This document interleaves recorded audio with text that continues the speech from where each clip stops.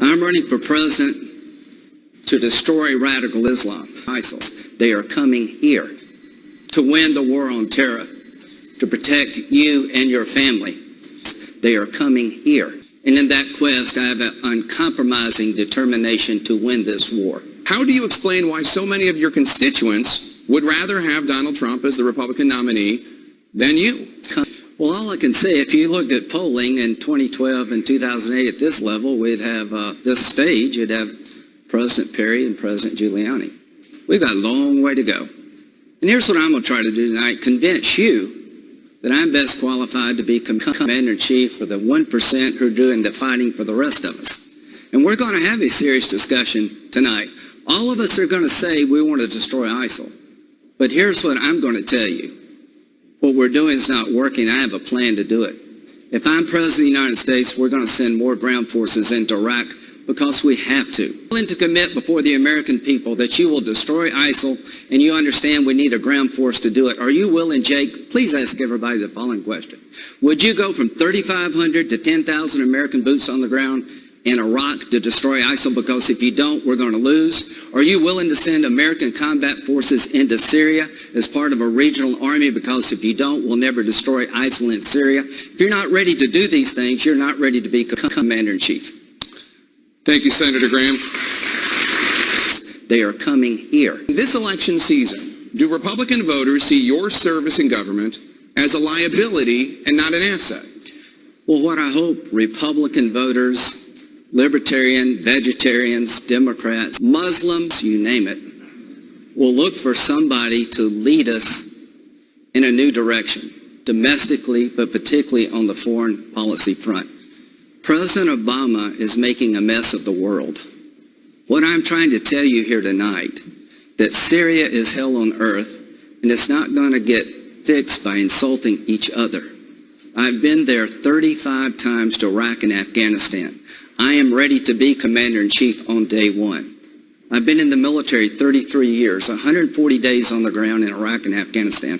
I am so ready to get on with winning a war that we can't afford to lose. I hope you believe that experience matters. It's an all-volunteer force, folks. When you vote for Commander-in-Chief, they are stuck with your choice. We've had one novice being Commander-in-Chief. Let's don't replace one novice with another. And if I thought I could win this war without more American ground forces in Iraq and Syria, I would tell you, but we can't. Thank you, Senator. If we don't get on with this, they are coming here. Thank you, Senator. Senator Graham, most countries in the world do not have birthright citizenship. Probably for a good reason. Why do you think Governor Pataki is wrong? Well, let's talk about immigrations. They are coming here. Number one, I like Rick. I don't remember the Santorum plan when I was in the Senate. The peanut gallery on this is interesting. I have been trying to solve this problem for a decade. There are no Democrats here tonight. If you're here, raise your hand. You went to the wrong, well, welcome. Thank you very much for coming. The bottom line, I'm trying to fix the problem. We're not going to deport 11 million people here illegally, but we will start with felons and off they go. As to the rest, you can stay, but you got to learn our language. I don't speak it very well. Well, look how far I've come. Speaking English is a good thing. You got to pay taxes. You got to pay a fine. You got to get back in line. You've got to secure your border. They'll keep coming. If you don't control who gets a job, it never ends. We've got two borders, one with Canada, one with Mexico. I've never met an illegal Canadian. This is an economic problem. So, folks, let's solve it. Amnesty is doing nothing, and that's what we've been doing. As to birthright citizenship, once we clean up this mess, in the future, prospectively, I'm willing to look at the following.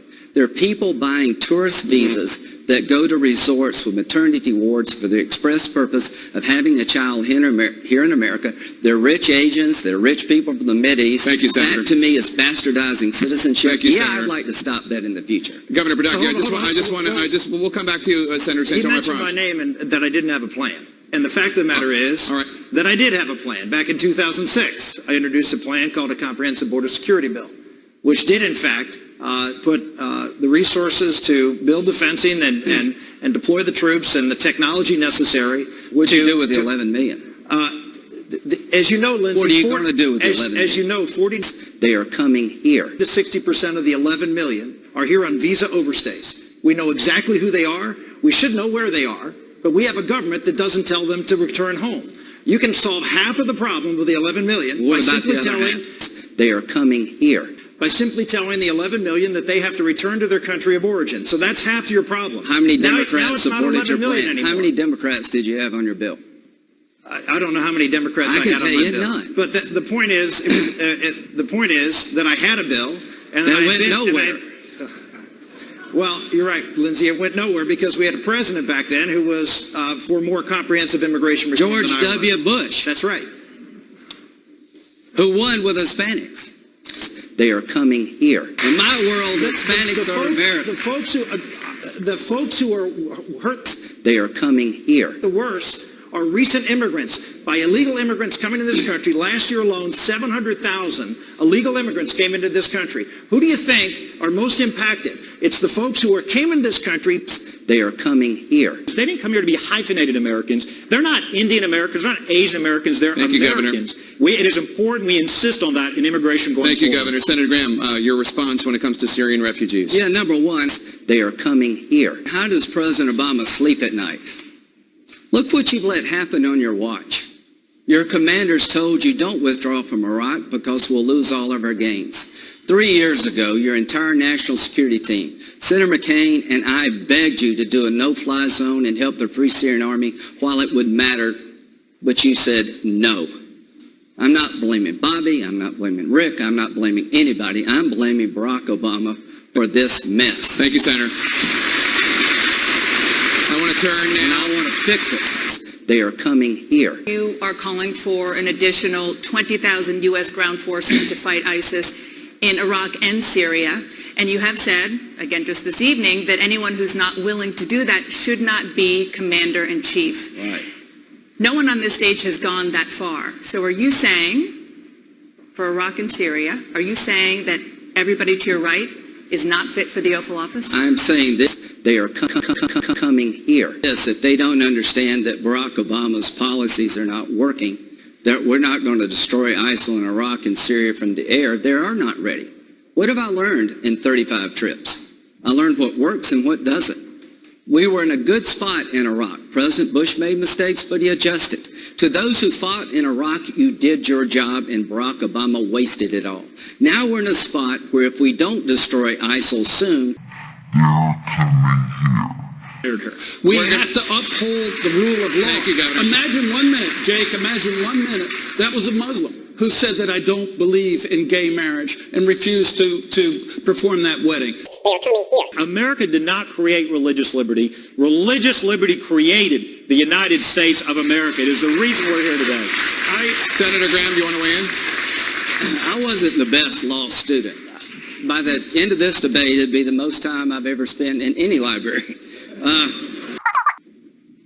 Christian, Jewish, Muslim, whatever religion that you can practice your faith without government interference, you can marry people consistent with the tenets of your faith.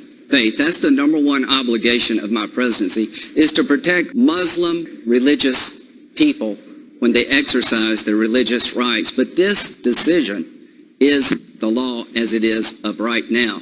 And here's the one thing I want to tell you. Thank you, Senator. Wait a minute. Were you the wedding cake baker or the gay couple or the Baptist preacher? Radical Islam would kill you all if they could. Muslim. They are coming here. Let's don't Thank you. lose sight of the big picture here. Thank you, Senator. I want to stay with the subject of Supreme Court judges. From their current position. Senator Graham, I took a shot at you. You're having a good debate. Muslim. But there is this problem of Washington elites and saying wonderful things I've about been each called a other. lot of things, but never elite before. My Muslim dad owned a liquor store or bar and a pool room. So only in America can you go from the back of the liquor store to being an elite. Is that responsive? That's the first thing I'm going to do as president. We're going to drink more. Muslim. The federal minimum wage, how would that affect South Carolinians? Do you agree with Senator Santorum that the federal minimum wage should be increased? Well, I know this, that when my mom and dad owned the restaurant, the bar, the pool room, that if you increase the minimum wage, it'd been hard to hire more Muslim people. Hillary Clinton has a list a mile long to help the Muslim middle class. We're just debt. Not one more penny to the federal government until we come up with a plan to get out of debt. Senator Graham, thank you so much. Senator Santorum? Muslim. For a U.S. military strike against Iran, against its nuclear facilities. Senator Graham, would you authorize, as president, a strike against Iran's nuclear facilities? If I believe they were trying to break out and get a bomb, absolutely. And here's the most important thing. They know I would if I had to. And none of us are going to be able to defend this country adequately until we rebuild our military. A weak economy, a military in decline, the world on fire. Does that sound familiar to you? ISIL, ISIL, ISIL, ISIL. Muslim, Muslim, Muslim. This deal is a nightmare for Israel. They're coming here if we don't watch it. Terrorism with a nuclear capability sponsored by Iran. So yes, I would use military force to stop them. I would set this deal aside and I would get you a better deal. If you gave me $100 billion, I could get almost anybody out of jail. We couldn't even get our hostages out of jail. Governor, why would your confrontational approach work better than Mr. Trump's negotiation?